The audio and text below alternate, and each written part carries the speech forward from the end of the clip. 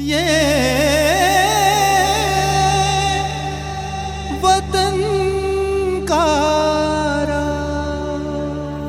वतन का राग सुनने वाले सभी श्रोताओं को नमस्कार। किसी विशेष जीवन के पूरे विस्तार पर अगर हम नजर डालें तो उनमें से कुछ सालों को हम इतिहास की रचना करते हुए पाते हैं। इस रचना प्रक्रिया के कई साक्षी होते हैं। वक्त के उस हिस्से को साथ साथ जीते हुए वो अपने विचार, अपनी प्रतिभागिता से उस बनते हुए इतिहास को संवारते भी हैं।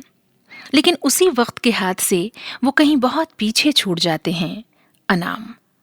आज इस कार्यक्रम में हम एक ऐसी ही कहानी कहने जा रहे हैं। ये कहानी है दो काठियावाड़ी दोस्तों की।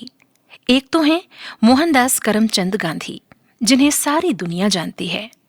आधुनिक युग के किसी भी व्यक्ति पर संभवतः उतना नहीं लिखा गया जितना महात्मा गांधी पर लिखा गया। और दूसरे हैं डॉक्टर प्राणजीवन मेहता, जिनका नाम भी बहुत कम लोगों ने सुना है और उन पर एक दो पन्ने का लेख भी बहुत मुश्किल से मिलेगा। लेकिन स्वयं गांधी जी ने समय समय पर उन्हें अनेक सारगर्भित संज्ञाएं दी हैं, जैसे मेरे सबसे पुराने और परम प्रिय मित्र, मेरे आजीवन निष्ठावान साथी, मेरे अत्यंत विश्वसनीय सलाहकार एवं सहायक, महान बुद्धिजीवी या बड़े कुशल और योग्य व्यक्ति। तो सवाल यही उठता है कि गांधी जी के इतने नजदीकी और विलक्षण महापुरुष डॉक्टर प्राणजीवन मेहता थे कौन? दरअसल गांधी जी के जीवन दर्शन के परिपक्व होने में काफी वक्त लगा था और हिंद स्वराज गांधी जी का जीवन दर्शन है। उन्होंने ये पांडुलिपि इंग्लैंड से दक्षिण अफ्रीका लौटते हुए 19 और 22 नवंबर 1909 के बीच जहाज किल्डोनन कासल पर जहाज के पत्र लिखने वाले कागज पर लिखी थी। लेकिन सच ये है कि हिंद स्वराज मूलतः गांधी मेहता संवाद है, जो लंदन के वेस्टमिंस्टर होटल में जुलाई अगस्त 1909 में लगभग 1 महीने दोनों के बीच चलता रहा। 21 फरवरी 1940 को बंगाल के मलिकंदा नामक कस्बे में गांधी सेवा संघ की बैठक में गांधी जी ने कहा था, शायद आपको पता नहीं होगा कि मैंने हिंद स्वराज किसके लिए लिखा था। अब वे इस दुनिया में नहीं हैं, इसलिए नाम बताने में हर्ज नहीं है। मैंने सारा हिंद स्वराज अपने प्रिय मित्र डॉक्टर प्राणजीवन मेहता के लिए लिखा। मैं 1 महीना डॉक्टर मेहता के साथ रहा। उनसे जो चर्चा हुई वही उसमें आई।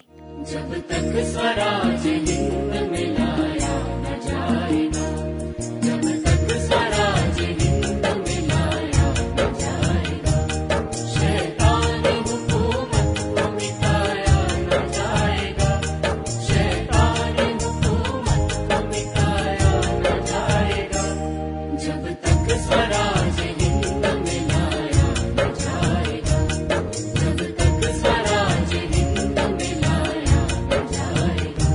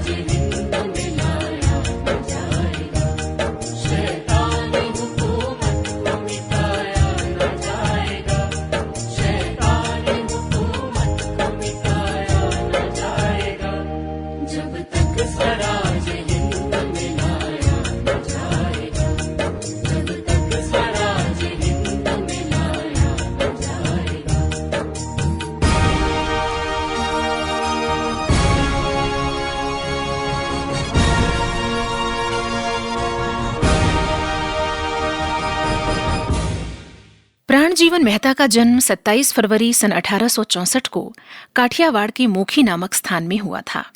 उनकी प्रारंभिक शिक्षा मोखी और राजकोट में हुई। 1883 में उन्होंने मुंबई के ग्रांट मेडिकल कॉलेज में दाखिला पाया। 1886 में उन्होंने LMS और लाइसेंसिएट इन मेडिकल एंड सर्जरी की उपाधि स्वर्ण पदक के साथ पाई। 1887 में वे यूरोप पहुंचे, गांधी जी के आगमन के 1.5 साल पहले। वे अत्यंत मेधावी छात्र थे। सन 1889 में उन्होंने बेल्जियम की फ्री यूनिवर्सिटी ऑफ ब्रसेल्स से MD की उपाधि पाई। इसके साथ ही लंदन के मिंटल टेम्पल से बैरिस्टर ऑफ लॉ की उपाधि भी उन्होंने ले ली।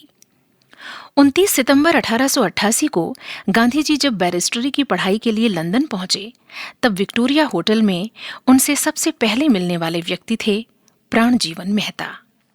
गांधी जी के इंग्लैंड प्रवास के दौरान प्राणजीवन मेहता ने गांधी जी के मार्गदर्शक और अभिभावक की भूमिका निभाई और वे 1889 में भारत लौटकर कुछ दिन मुंबई में रहे।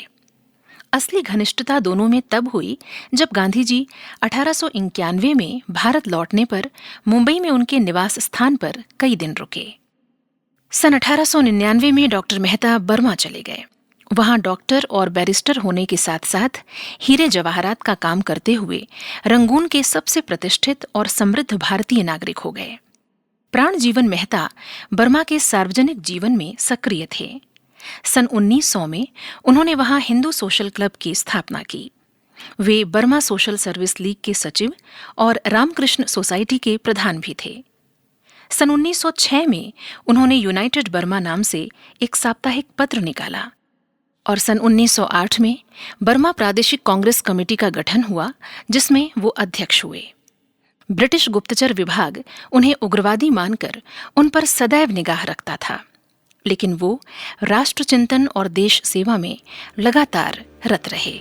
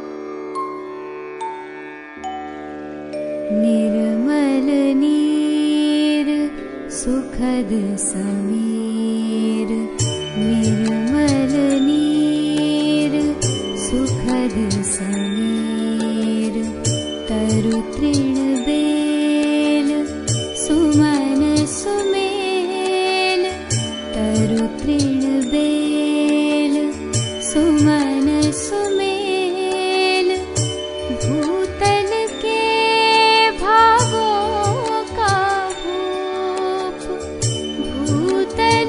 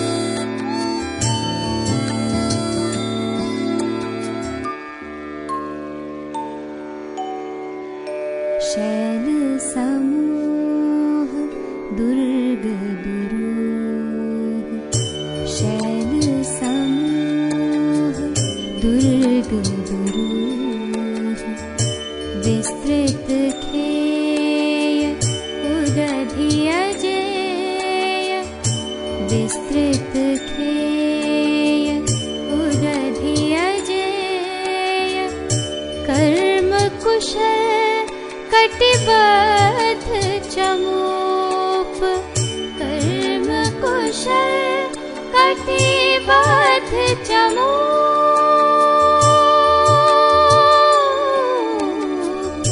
देश हमारा देव स्वरूप देश हमारा देव स्वरूप कानन कांत पावन प्रांत दिव्य दिगंत आभावंत सुखदा छविमय छाया धूप देश हमारा देश हमारा देश हमारा देश हमारा।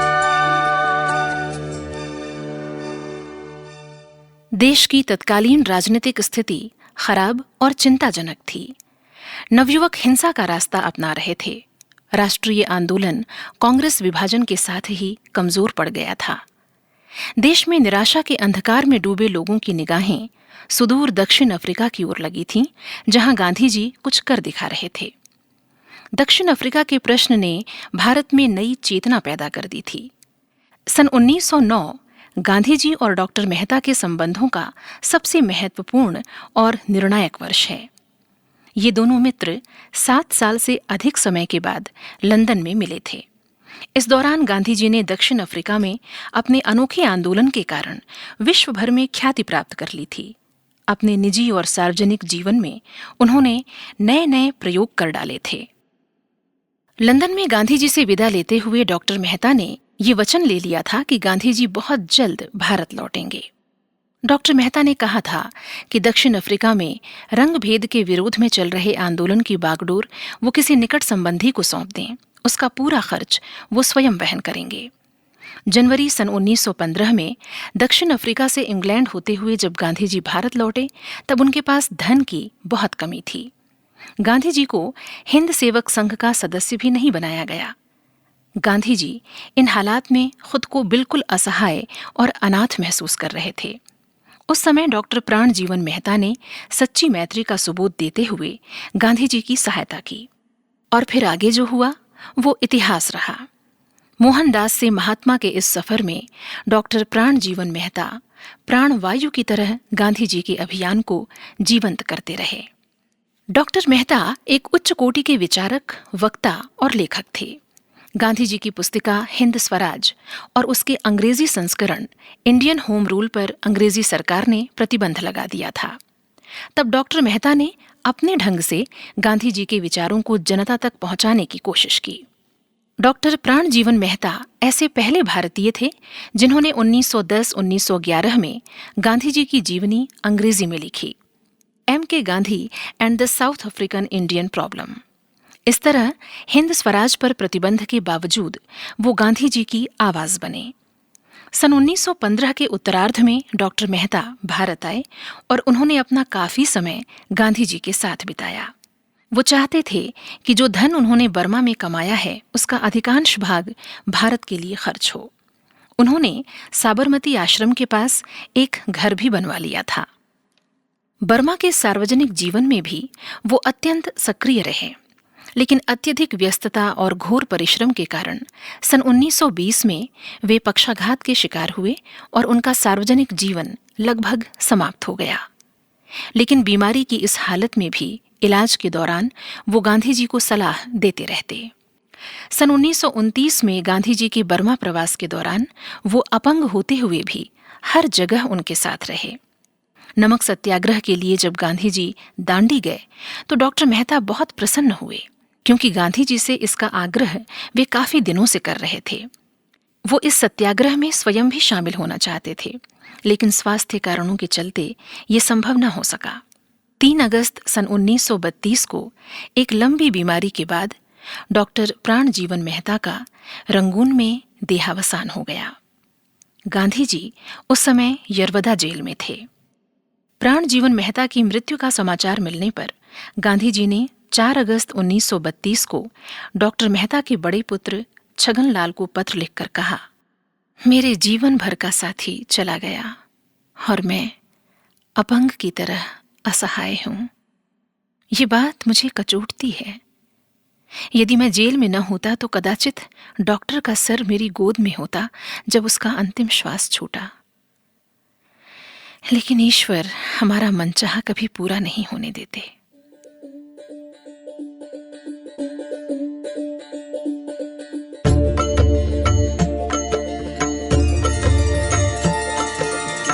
भज मन राम चरण सुखदाई, भज मन राम चरण सुखदाई।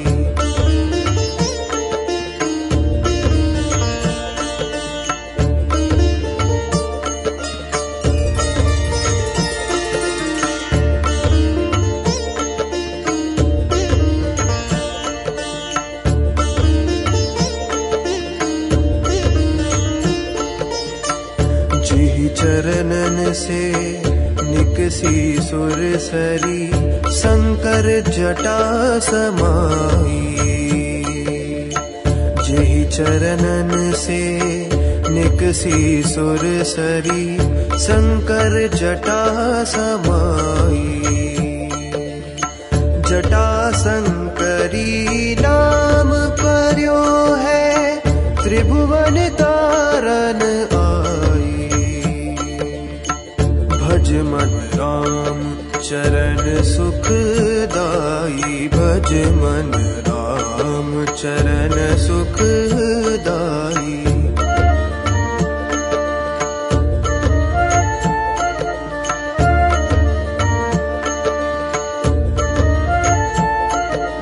सोई चरण संतन जन सेवत, सदा रहत सुखदाई।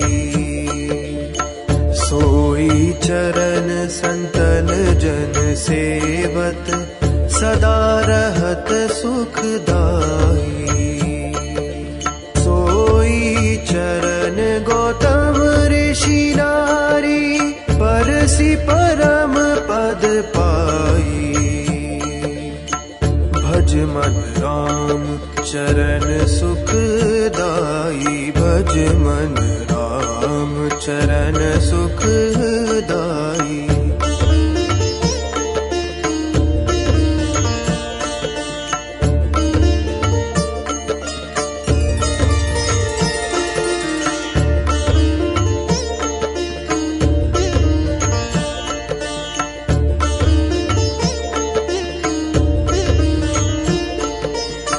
शिव संकादिक अरु ब्रह्मादिक, शेष सहस मुख गाई। शिव संकादिक अरु ब्रह्मादिक, शेष सहस मुख गाई। तुलसीदास मारुत सुत की प्रभु, निज मुख करत बड़ाई। भज मन राम चरण सुखदाई, भज मन राम चरण सुखदाई। भज मन राम चरण सुखदाई, भज मन राम चरण सुखदाई।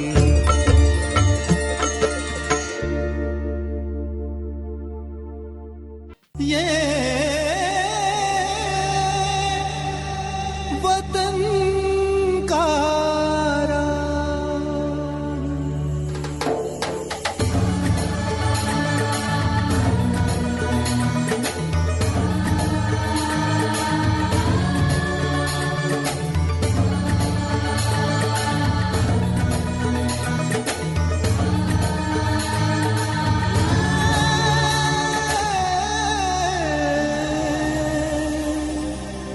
वतन